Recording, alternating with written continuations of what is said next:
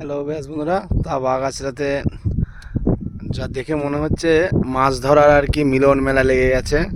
এই যে সব শিকারীরা মাছ ধরছে, আর ওইদিকে তো নৌকা দেখতে পাচ্ছেন বন্ধুরা, মানে কি বলবো, এই যে সব মিলন মেলা মাছ ধরার।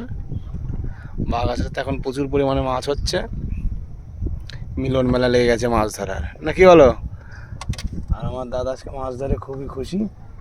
আর এই যে আমরা এখানে চার করছি, আর এই কাকা এখানে জাল পাচ্ছে।